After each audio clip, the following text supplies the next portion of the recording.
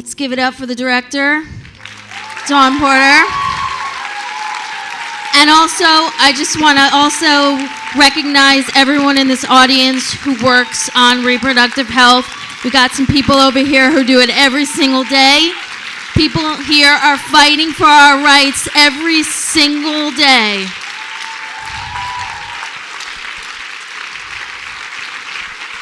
Oh, I forgot my little notebook with introduce. Dawn Porter, director. We got the producer of the film right here, Audrey. Take a bow. All right, so I'm just going to introduce the panelists so they can start. This is Erin Carmon from MSNBC, who just released the bestseller Notorious RBG. She's going to moderate. Renee Chilean. She runs a clinic. Did I pronounce your name? 3 clinics in Michigan, Northland. I forgot. Family planning. I forgot my notes. I apologize. Dawn needs no introduction, and Kitty was introduced before. Erin, take us away. And we're streaming this live. So for Q&A, you're going to have to take the microphone so that people who are on the other end or watching can hear. Melissa, can we grab can you grab the mic in your hand? Or? Thank you. Thanks. Thank you guys so much for being here. I'm so honored to be on stage with so many change makers who have told the stories that we just got to see, who have created the stories behind what we've seen. So I just want to thank Dawn for making such an incredible, moving, politically nuanced, multifaceted story. Thank you so much for sharing it with us. Why don't we start out with a pretty easy question, because this is a tough topic. What led you to tell this story, and how did you figure out how to tell it? I made a movie called Gideon's Army about public defenders working in the Deep South. That was me, yes. As my mother said, this is just another comedy. Keeping it light. In my repertoire.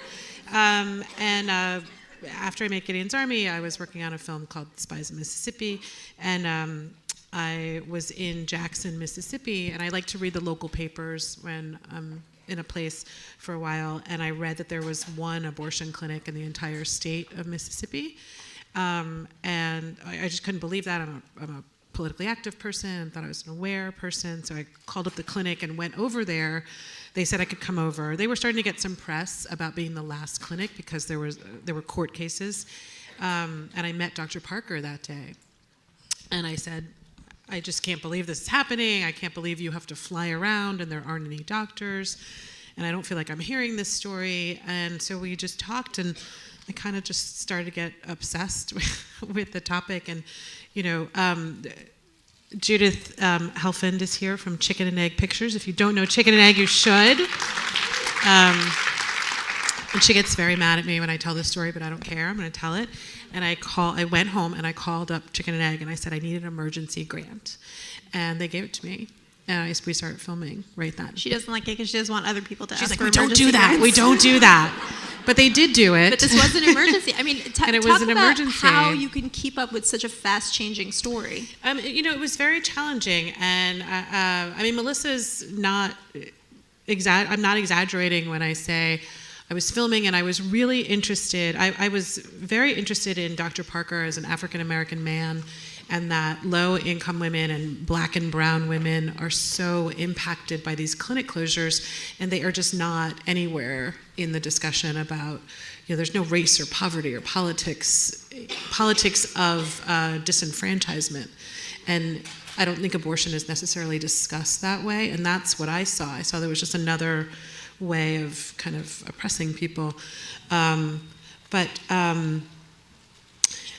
But I was so, I had just made Gideon's Army, and I was like, I've been with the lawyers for a long time, and I don't want to be like the lawyer girl, But you are yourself I am a lawyer, which is exactly why I didn't want to be the lawyer girl.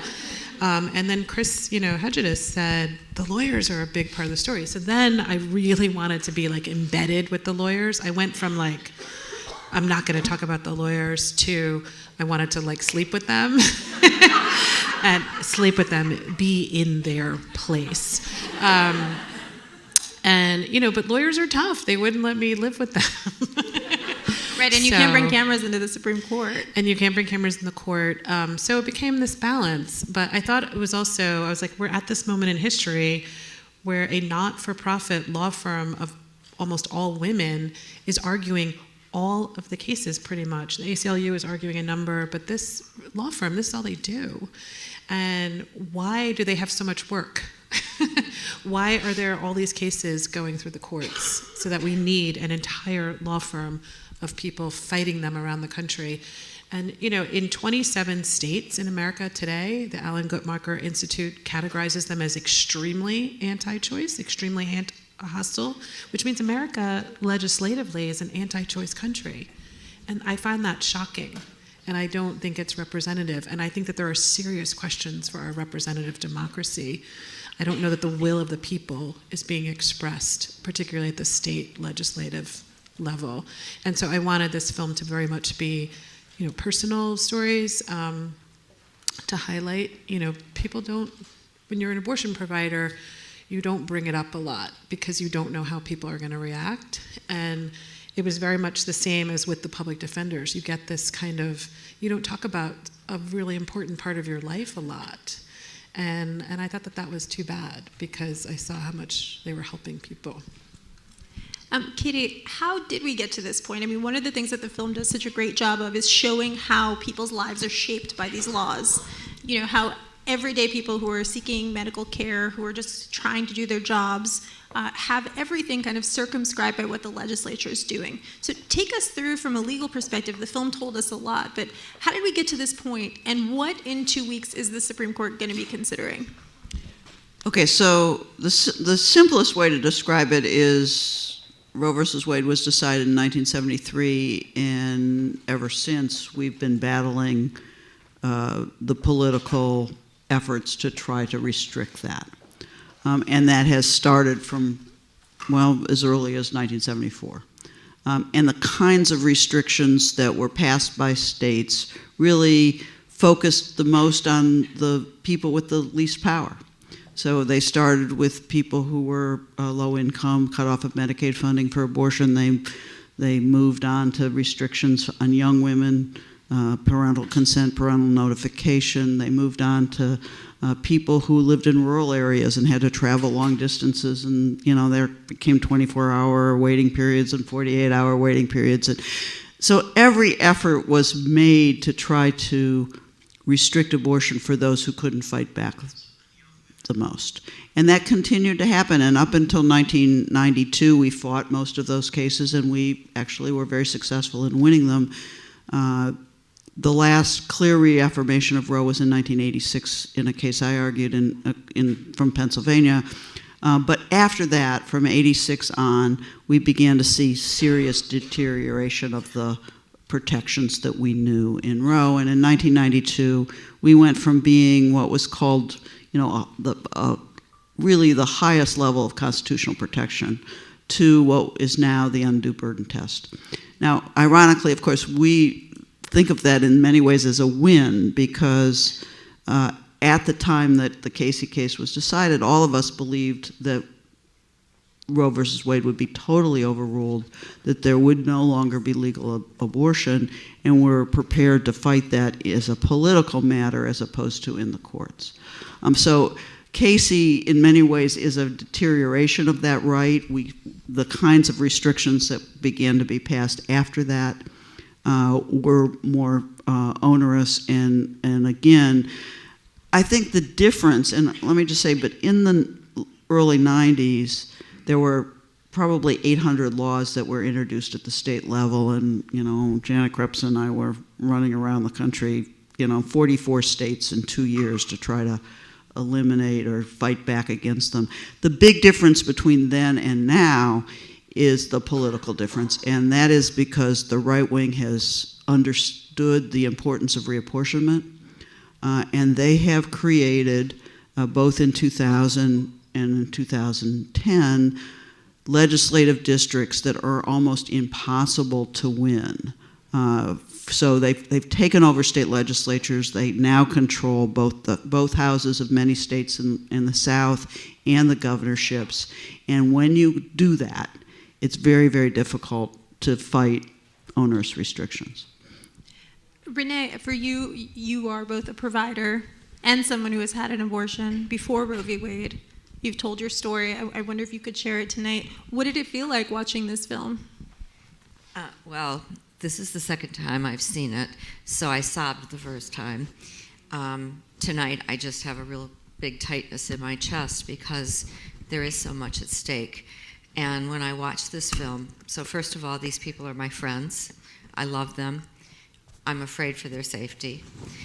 And watching in film how the laws have deteriorated, when you live it every day, you just get beat up every day, and you just start to accept it as the norm. When I watch this and I see it unfold in a bigger picture, it scares the hell out of me.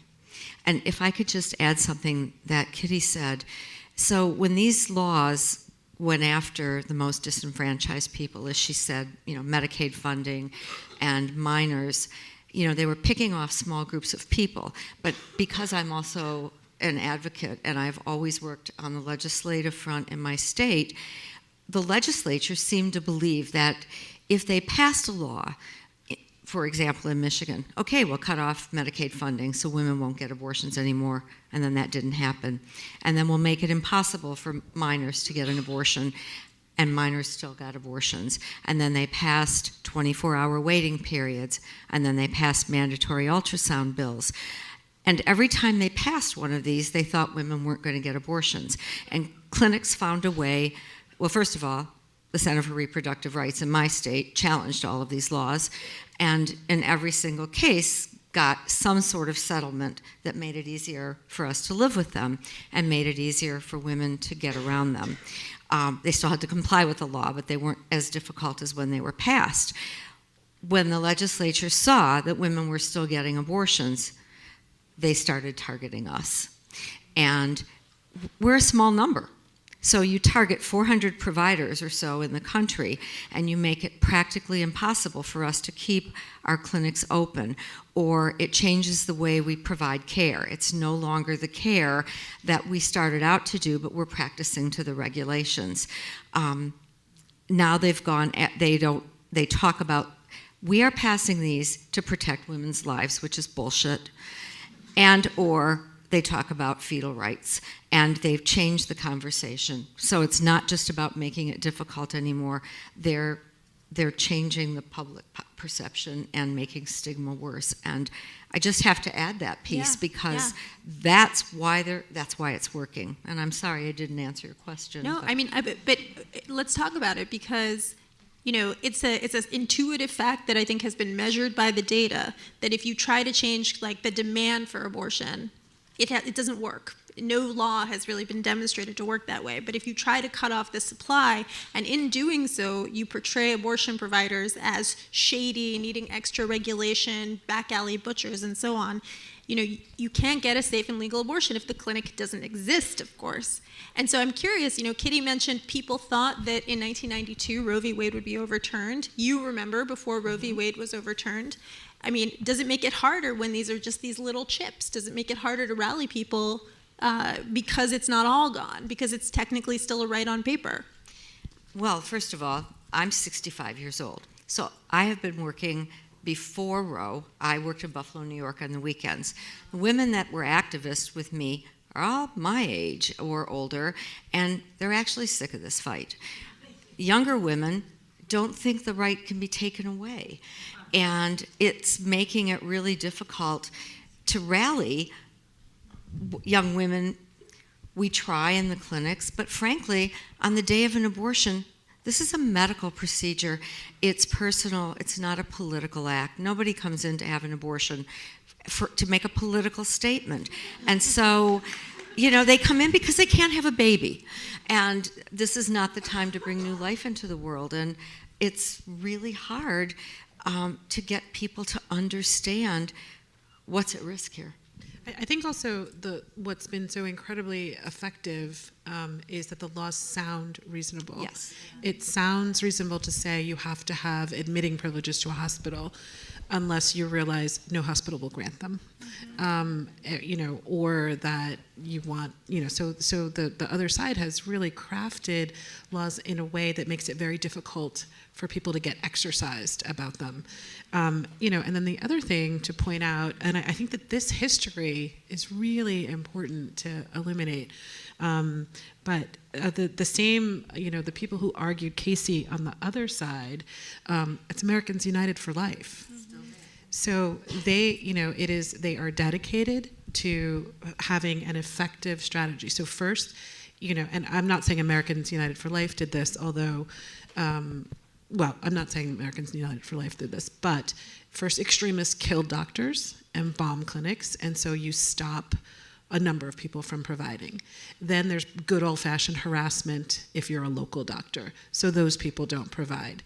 So then you have people like Dr. Parker who fly around, and that's why you see these laws that are targeted so that doctors cannot provide outside of their local areas. Right, and it's interesting because even apart from the very dire legal landscape that you sketch out in your film, of course, in the past year, we've had a campaign of secret videos recorded by Planned Parenthood providers, and those providers, of course, have been targeted. We saw 3 people murdered in Colorado Springs by a man who said, "No more baby parts, I'm a warrior for the babies." So this is obviously still happening. He wasn't able to get inside the clinic, but that seemed to be his intention. Kitty, from a legal perspective, I thought it was so interesting. Dawn included this clip of a Mississippi legislator talking about how, this is supposed to protect women. Dawn mentioned that that's the rationale, that this is all about women's health. Renee used the word bullshit. So I agree. Texas simultaneously is saying we're trying to protect women. And at the same time, you have this guy standing up there from Mississippi, which passed the same law, saying, it would be great if we had fewer abortions. So what is the court supposed to make of this? Well, we hope the court will make that this is all bullshit. That in fact these are not laws that are intended to protect health. But I want to go back to this question of what's happening right now, because I do think we're actually at a really, really important juncture on this issue, because presidents matter. And we now have an opportunity, frankly, with the right president, to have 5 clear votes in support of Roe on the Supreme Court. The death of Justice Scalia with a Democratic president could mean that we would have a very clear 5th vote. We have 5 votes now, but Justice Kennedy is not as clear or as firm as we would like him to be, and we just don't know. It could be that at the end of the Texas case he comes out the right way, and we will be very, very happy. But frankly, having another pro-choice vote on that court is the one thing that I think will make a huge difference for the next 40 years, not just the next couple of months. And so we're at this juncture that whoever becomes the next president is the only issue that I think we should be paying attention to, because that person, if Obama can't get his appointment confirmed, the next president will choose who's that 5th vote, and we have to make sure that that president is as committed to reproductive rights as the rest of us in this room.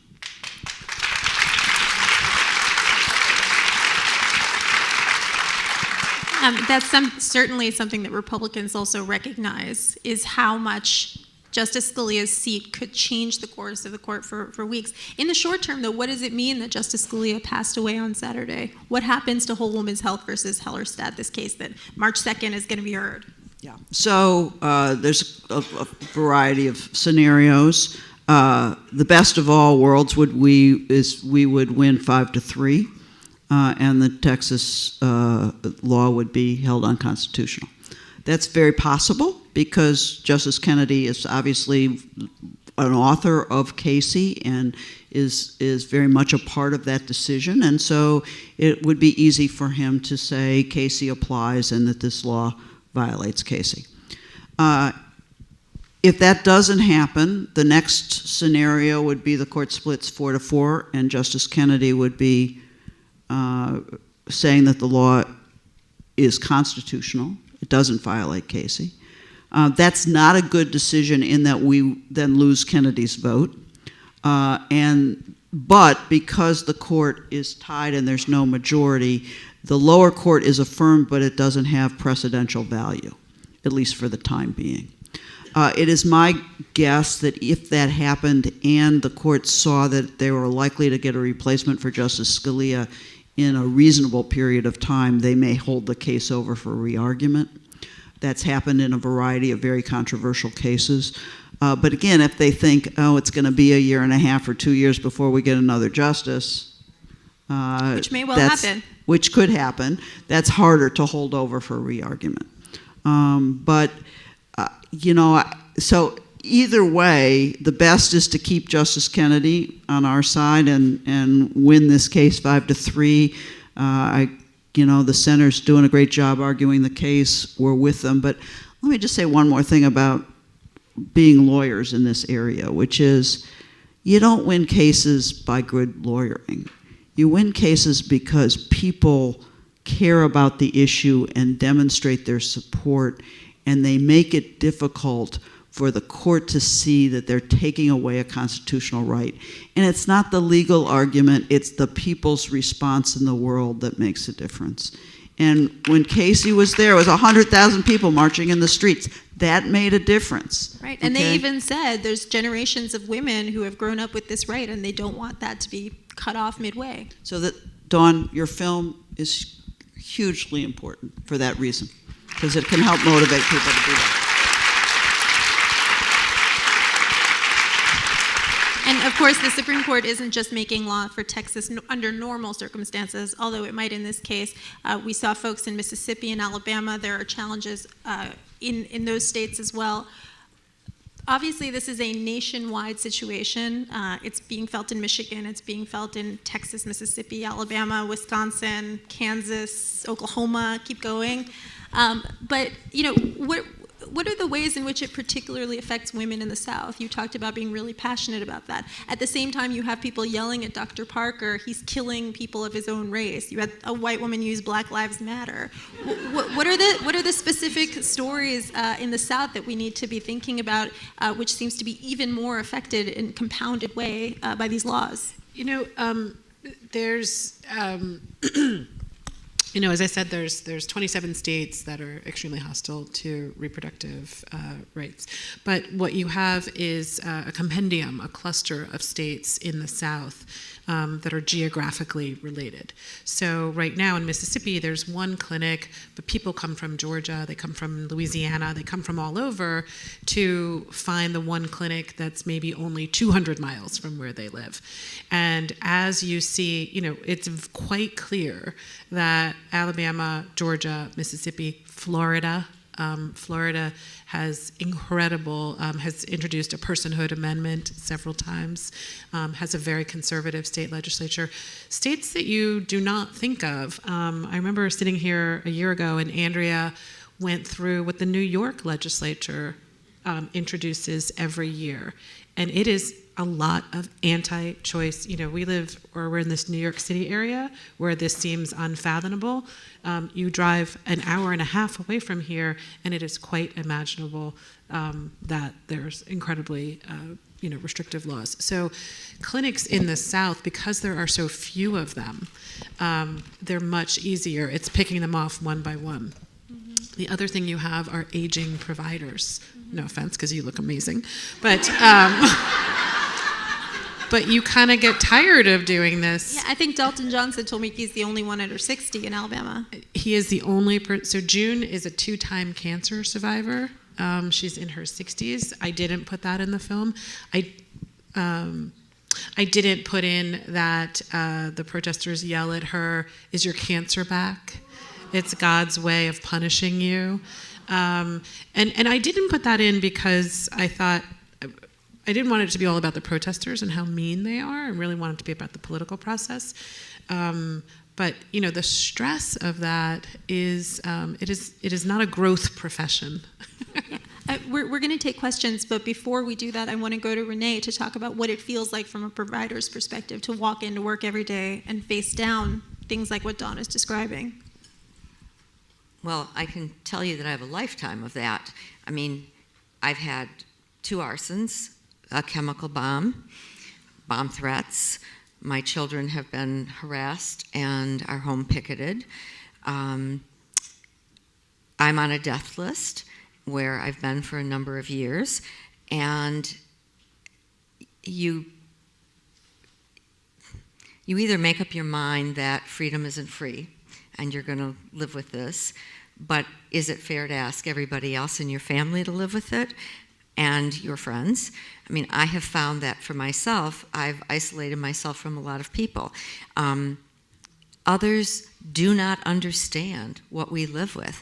Like, we're targeted for harassment all the time. Some of my staff get mailings in their neighborhoods. The doctors who have practices and they're in medical buildings, their buildings get leafleted with pictures of dead babies and their names on it, and their families get harassed.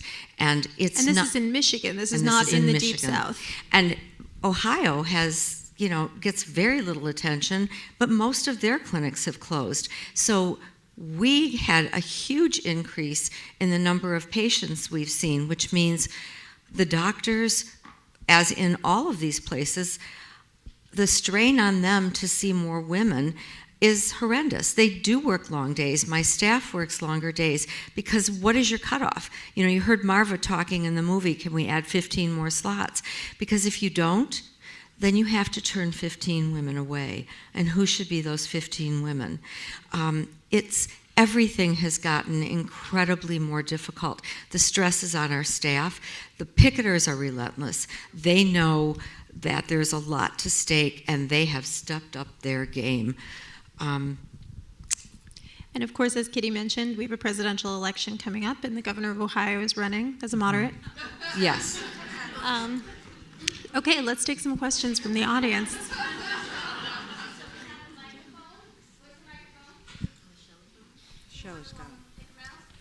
Sure, let's start over here. Okay, I'm coming another way.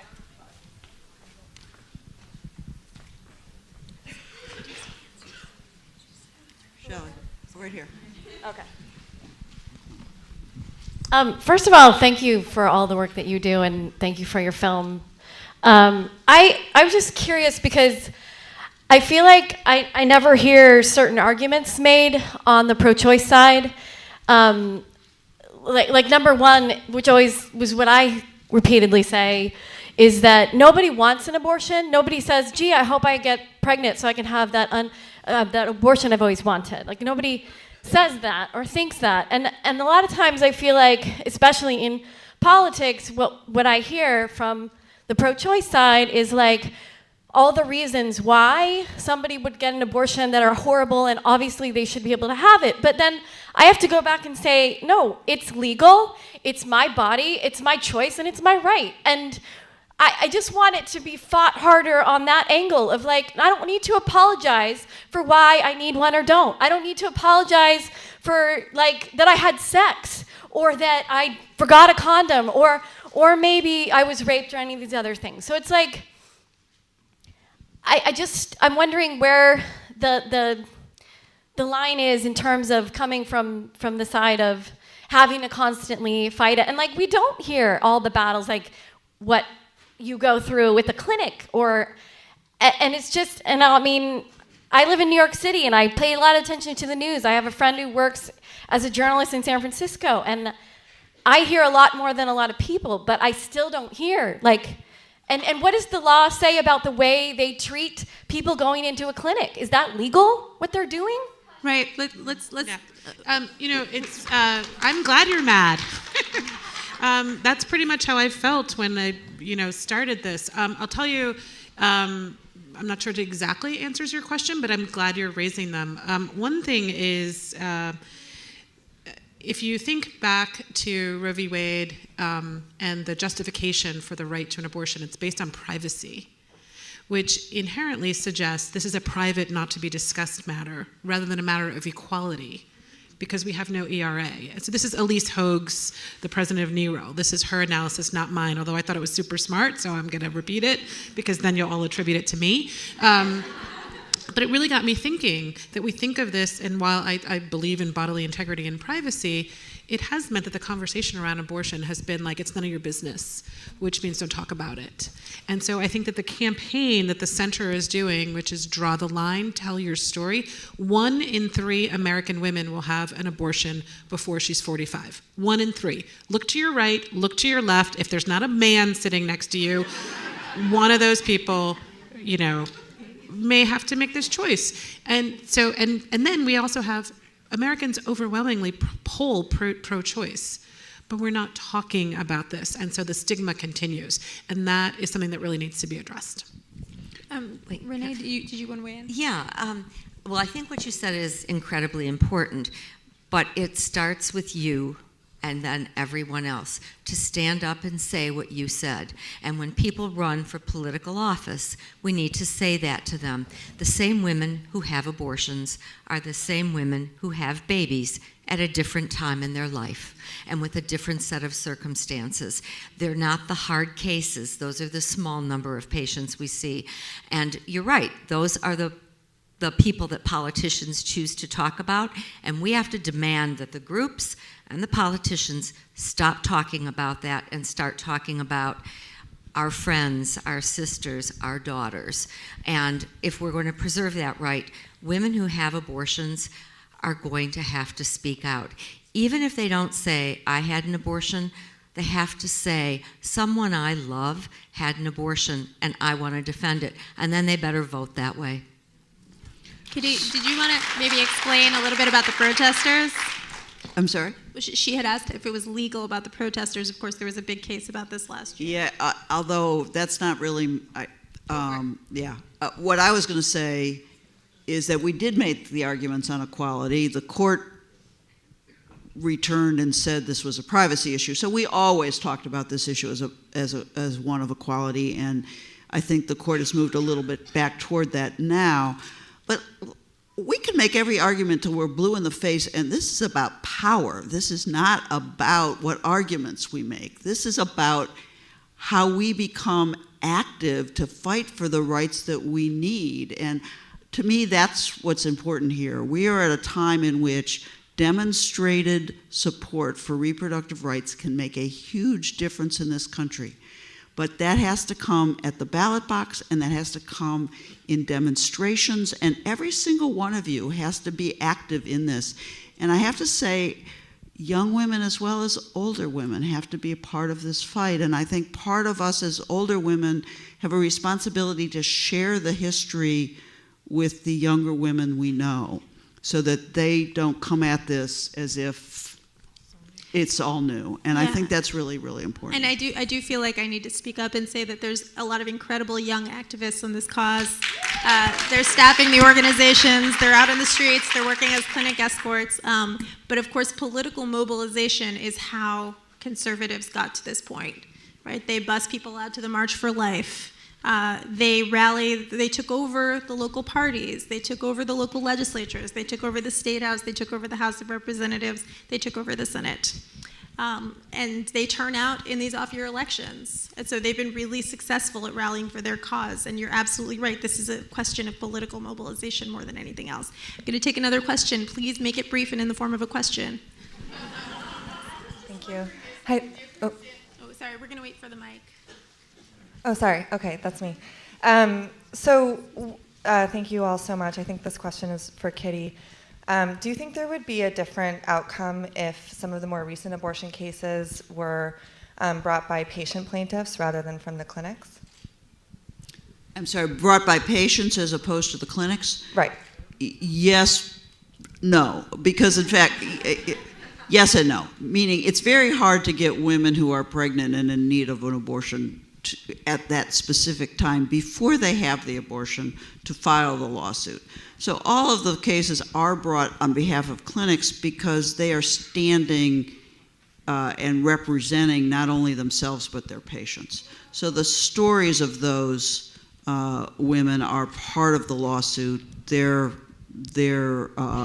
how they're affected are part of these lawsuits. The amicus briefs include the stories of women. So I don't think that's absent in these cases. And, Roe, obviously, Roe versus Wade, she brought it, but in those days, she had actually had the abortion by the time the case was. But that woman in the movie couldn't get one. Like, what if there was a mechanism? It doesn't really matter because the doctors are representing those women in the litigation, and so that's part of the case. Now, the fact that women's stories are silent in the media, in the popular culture, that does make a difference, and I think you're absolutely right. The more we can tell those stories, the better, because, in many regards, the shame and the silence makes it harder to be good advocates, and all of us have stories, we need to share them. And of course, the right has also made use of storytelling. I mean, you saw in the last Supreme Court case in 2007, Justice Kennedy was very moved by women who told him that they regretted their abortions. So this is something the Supreme Court does listen to, whether it's through the amicus briefs, and in the case that's just been filed, there's an amicus brief just from female lawyers who've had abortions, and other women who've had abortions also filed briefs. So you're right, it's very important to hear from different people who are directly affected. Can we get another question? Is the mic somewhere?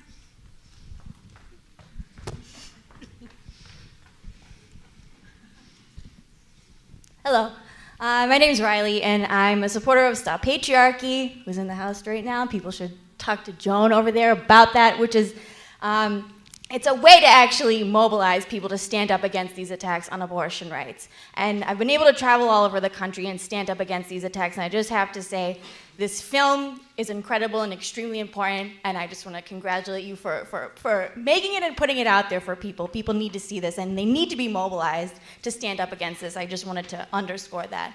And as people are doing that, people should be asking themselves, and this is my question to you guys, why do you think that this is still happening today, that this is even a question in 2016 in the so-called land of the free, that women are being slammed back to the dark ages? Because it's like that provider said, it doesn't make sense. It doesn't make sense, but if you're thinking about it, does it actually make sense in terms of the nature of this whole system? And people should talk to me if they want to get into a real way out of this through a revolution. I'm a follower of Baba Vagan. I know you want to cut me off, but look, there's a tour that students need to take up that wants to come to this school and get into these big questions. All right, thank you. We're going to let the panelists answer the questions. How did we get to this point, and what can we do to get out of it? Well, we've got to this point over 40-some years. It didn't happen overnight.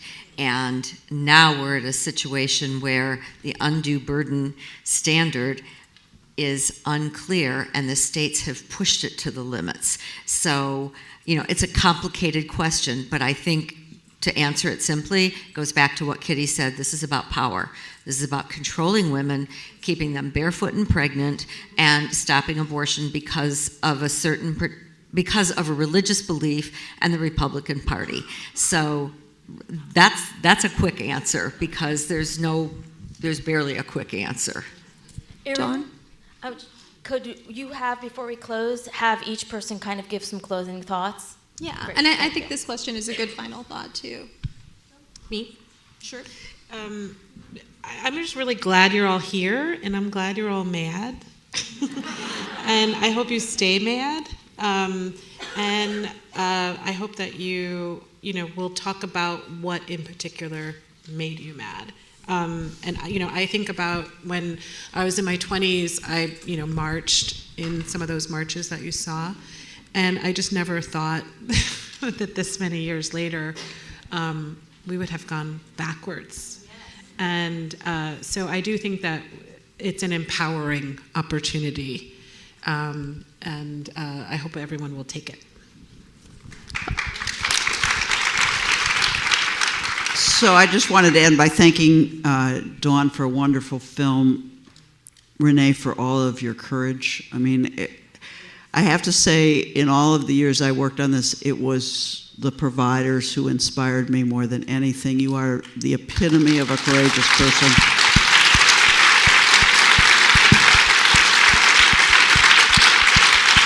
And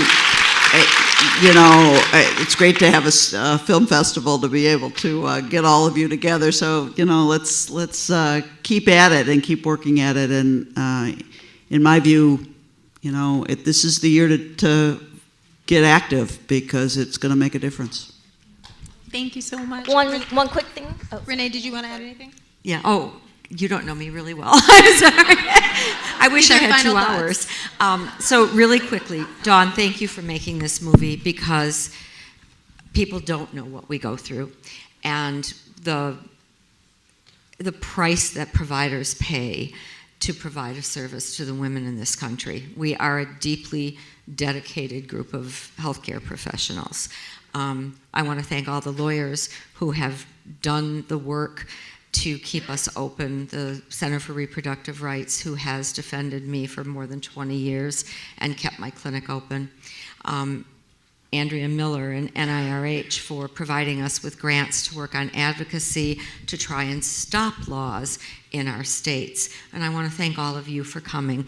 And if I could ask 2 things of people as a takeaway, while I support Planned Parenthood and the defunding of Planned Parenthood would be a tragedy in this country, what we really need are to see Facebook signs and posts that say, "I stand with abortion providers," because Planned Parenthood is not the only abortion provider, and most people don't know that most abortions in this country are done at independent provider clinics. And then secondly, if you want to write a check somewhere, CRR and NIRH, please support them because they support us. Thank you.